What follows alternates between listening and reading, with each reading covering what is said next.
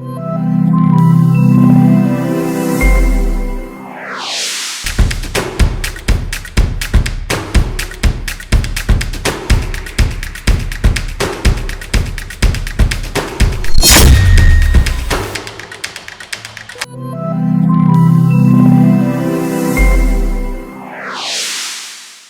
Evening everyone, welcome to minds academy. ఇది మన academy. So మనం ప్రతిరోజు ఆంధ్రప్రదేశ్కి సంబంధించినటువంటి ముఖ్యమైన కరెంట్ అఫైర్స్ టాపిక్స్ అనేవి డిస్కస్ చేసుకుంటున్నాం. అండ్ అలాగే ఈరోజు కూడా కొన్ని ఇంపార్టెంట్ కరెంట్ అఫైర్స్ టాపిక్స్ అనేవి మనం డిస్కస్ చేసుకుందాం. అండ్ దానిలో మోస్ట్ ఇంపార్టెంట్ టాపిక్ ఏంటంటే ఆంధ్రప్రదేశ్కి సంబంధించినటువంటి 5 పంచాయతీలకు జాతీయ స్థాయిలో అవార్డులు అనేవి రావడం జరిగిందనమాట. అయితే ఈ అవార్డులు అనేవి కేంద్ర పంచాయతీరాజ్ శాఖ ఏదైతే ఉంటుందో ఆ పంచాయతీరాజ్ శాఖ అనేది ఆంధ్రప్రదేశ్లో ఉన్నటువంటి పంచాయతీలకు ఇవ్వటం జరిగింది. సో మనందరికీ తెలిసిన విషయమే, ఈ పంచాయతీలు అనేవి 73rd కాన్స్టిట్యూషనల్ అమెండ్మెంట్ యాక్ట్ ద్వారా ఎస్టాబ్లిష్ చేయడం జరిగిందనమాట 1993లో. అయితే ఈ 73rd కాన్స్టిట్యూషన్ అమెండ్మెంట్ యాక్ట్ కంటే ముందే రాజస్థాన్ ఫస్ట్ స్టేటు ఇండియాలో ఈ పంచాయతీరాజ్ వ్యవస్థను ఏర్పాటు చేయడంలో. రాజస్థాన్ ఈ 2 అక్టోబర్ 1959లో ఈ పంచాయత్ సిస్టమ్ని ఫస్ట్ ఎస్టాబ్లిష్ చేసినటువంటి స్టేట్.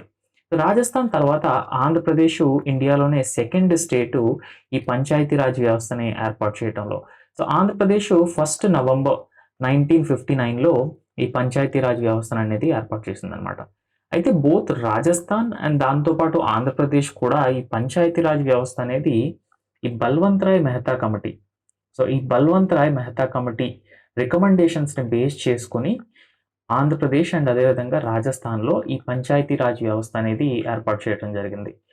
అయితే ఈ పంచాయతీరాజ్ వ్యవస్థ అనేది గ్రాస్ రూట్ లెవెల్లో, గ్రామాల పరిధిలో వర్క్ చేస్తుంది. కాబట్టి ఈ డీసెంట్రలైజేషన్ ఆఫ్ డెమోక్రసీ కానీ, గ్రాస్ రూట్ లెవెల్ డెమోక్రసీ కానీ, పార్టిసిపేటరీ డెమోక్రసీ కానీ, సో ఇవన్నీ సాధించడానికి over a period of time number of కమిటీని అపాయింట్ చేసేసి ఓవరాల్గా ఈ 73rd and 74th constitutional amendment acts ద్వారా పంచాయత్ అండ్ మున్సిపాలిటీస్కి ఒక రకంగా కాన్స్టిట్యూషనల్ బ్యాకింగ్ అనేది ప్రొవైడ్ చేయడం జరిగిందనమాట.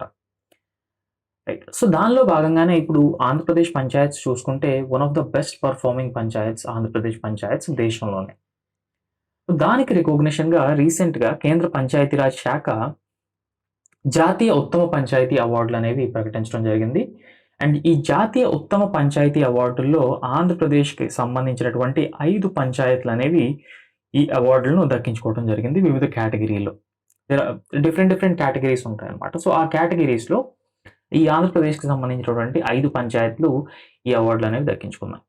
అయితే ఓవరాల్గా ఆంధ్రప్రదేశ్ రాష్ట్రం యొక్క ర్యాంక్ని కనుక మనం అబ్జర్వ్ చేస్తే, సో ఓవరాల్గా స్టేట్ వైడ్గా చూసుకుంటే అత్యధికమైనటువంటి ర్యాంకులు సాధించిన రాష్ట్రాల్లో జాతీయ స్థాయిలో ఆంధ్రప్రదేశ్ 2వ స్థానంలో ఉందన్నమాట. అంటే ఒడిషా అండ్ ఆంధ్రప్రదేశ్ ఈ 2 స్టేట్స్లు కూడా 2వ రాష్ట్రంలో ఉన్నాయి జాతీయ స్థాయిలో అత్యధిక ర్యాంకులు సాధించినటువంటి రాష్ట్రాల్లో. అయితే మొదటి స్థానంలో నిలిచిన రాష్ట్రం ఏంటంటే కర్ణాటక అనేది మొదటి స్థానంలో నిలవడం జరిగిందనమాట. సో కర్ణాటక తర్వాత ఆంధ్రప్రదేశ్ అండ్ అదేవిధంగా ఒడిషా అనేవి 2వ స్థానంలో నిలవడం జరిగింది. ఓవరాల్గా అంటే ఫర్ ఎగ్జాంపుల్ ఇప్పుడు ఆంధ్రప్రదేశ్లో చూసుకుంటే 5 పంచాయతీలకు ఈ అవార్డులు అనేవి రావడం జరిగింది. అండ్ తర్వాత ఒడిషా కూడా దాదాపుగా అంతే స్కేల్లో. రైట్. సో ఒడిషా కూడా అలాగే 5 ర్యాంకులు సాధించడం. సో కర్ణాటక అనేది ఆంధ్రప్రదేశ్ అండ్ ఒడిషా కంటే ఎక్కువ ర్యాంకులు సాధించి తొలి స్థానంలో నిలబడటం జరిగిందనమాట.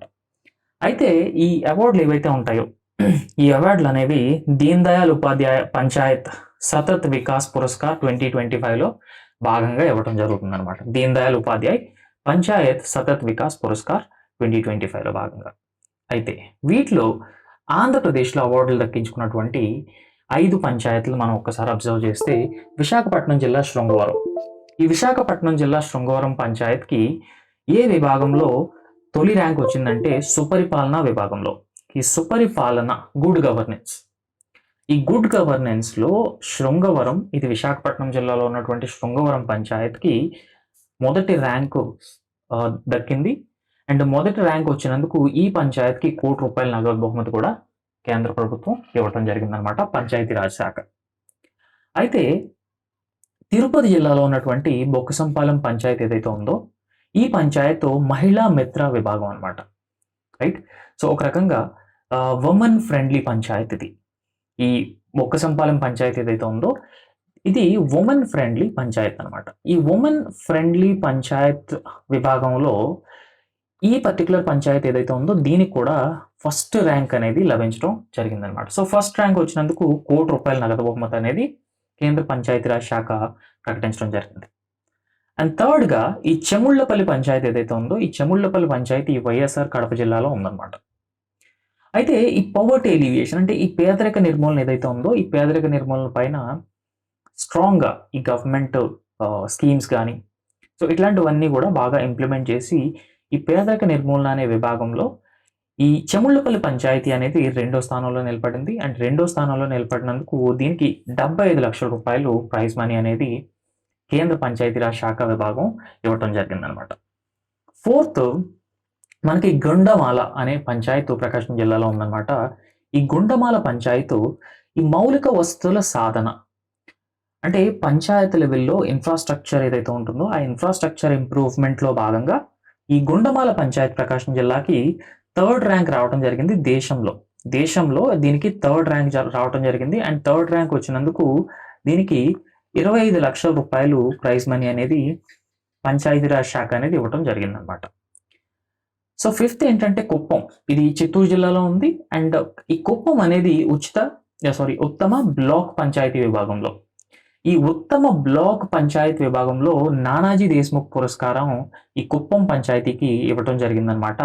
అండ్ జాతీయ స్థాయిలో 3వ ర్యాంక్ సాధించి 1.50 కోట్ల నగదు బహుమతిని కూడా ఈ కుప్పం పంచాయతీ అనేది దక్కించుకోవడం జరిగిందనమాట. సో ఇలాగా ఈ పంచాయతీలు ఏవైతే ఉన్నాయో ఇవి వెరీ వెరీ ఇంపార్టెంట్ అండి. అండ్ వాటి ర్యాంకు అండ్ అదేవిధంగా అవి ఏ విభాగాల్లో ఈ పర్టికులర్ అవార్డ్ అనేది గెలుచుకోవడం జరిగింది, ఈ ర్యాంక్ అనేది సాధించడం జరిగింది అనే విషయాన్ని మనకి అడిగే ఛాన్సెస్ ఉన్నాయన్నమాట. రైట్. సో ఓవరాల్గా మనం చూసుకుంటే ఈ నానాజీ దేశ్ముఖ్ సర్వోత్తమ్ పురస్కారంలో భాగంగా ఉత్తమ బ్లాక్ పంచాయతీ విభాగంలో మనం ఆల్రెడీ డిస్కస్ చేసుకున్నాం. చిత్తూరు జిల్లాలో ఉన్నటువంటి కుప్పం పంచాయత్ అనేది దేశంలో ఉన్నటువంటి అన్ని పంచాయత్లోని 3వ ర్యాంక్ సాధించి 1.50 కోట్ల నగదు బహుమతిని అంటే 1.50 crore నగదు బహుమతి ఏదైతే ఉంటుందో దాన్ని గెలుచుకోవటం జరిగిందనమాట. అయితే మొత్తం అవార్డుల సంఖ్య అనేది మనం ఒక్కసారి పరిశీలిస్తే దేశవ్యాప్తంగా 34 గ్రామ పంచాయతీలకు ఈ దీన్ దయాళ్ ఉపాధ్యాయ పురస్కారాలు అండ్ 8 పంచాయతీలకు నానాజీ దేశ్ముఖ్ పురస్కారాలను కేంద్ర ప్రభుత్వం పంచాయతీరాజ్ శాఖ అనేది ప్రకటించడం జరిగింది. ఈ నంబర్స్ కూడా వెరీ వెరీ ఇంపార్టెంట్ అండి. అయితే ఈ అవార్డులు ఏవైతే ఉంటాయో అవి వచ్చే నెల 3వ తారీఖున ఢిల్లీలో ఇవ్వడం జరుగుతుంది. అండ్ పంచాయతీల్లో ఉత్తమ పనితీరును ప్రోత్సహించడానికి కేంద్ర పంచాయతీరాజ్ శాఖ ప్రతి ఏటా కూడా ఎవ్రీ ఇయర్ ఈ అవార్డులు అనేవి ఇవ్వడం జరుగుతుంది అనమాట వివిధ పంచాయతీలకి. Right. So next important topic ఏంటంటే ఆంధ్రప్రదేశ్లో సంజీవని లేదంటే పేదల ఆరోగ్య సంజీవని అనే ప్రాజెక్ట్ని అమలు చేయబోతున్నారు. ఈ ప్రాజెక్ట్ ఏంటి, దీని ఆబ్జెక్టివ్స్ ఏంటి అనే విషయాన్ని కూడా మనం అర్థం చేసుకునే ప్రయత్నం చేద్దాం.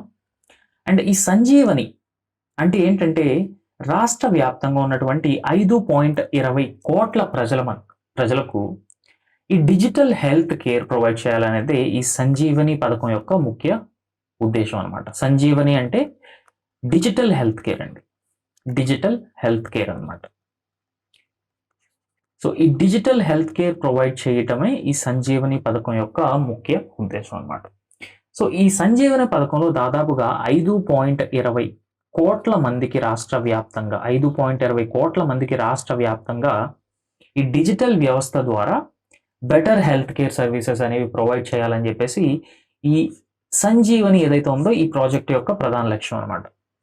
అయితే ఈ సంజీవని ప్రాజెక్ట్ ఏదైతే ఉందో ఇది ఆర్టిఫిషియల్ ఇంటెలిజెన్స్ బ్యాక్డ్ ఆధారిత వ్యవస్థ అనమాట. దీన్నే AI ఆధారిత వ్యవస్థ అనమాట.